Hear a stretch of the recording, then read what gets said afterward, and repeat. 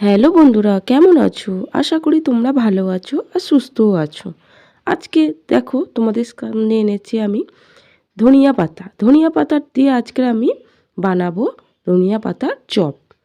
দেখো এখানে ফ্রেশ ধনিয়া পাতা নিয়েছি আমি, নিয়ে গোড়া সমেতই নিয়েছি।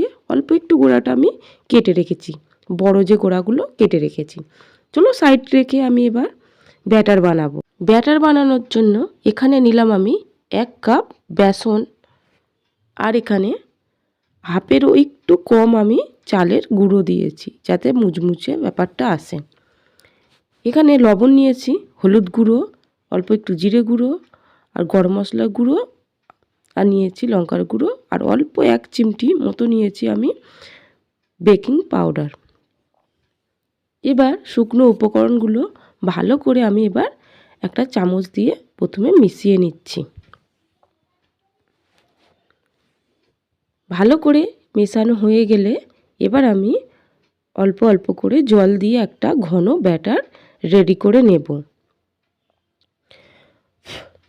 ধনিয়া পাতার বিভিন্ন ভাবেই আমরা তরকারি করে খেয়ে থাকি, কিন্তু বড়াটা অসাধারণ লাগে। তোমরা বলতে পারো ধনিয়া পাতার চপ।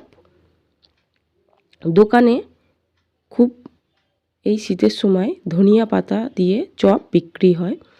কড়াতে আমি বেশ খানিকটা সাদা তেল দিয়ে বেশ ভালো করে গরম করে নিয়েছি।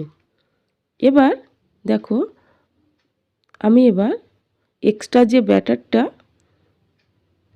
ঝাড়িয়ে নিচ্ছি, ভালো করে ঝাড়িয়ে নিয়ে তেলের মধ্যে দিয়ে দিলাম। দেখো আমি এখানে একদমই সুন্দর করে লাল লাল করে এবার ভেজে নিচ্ছি।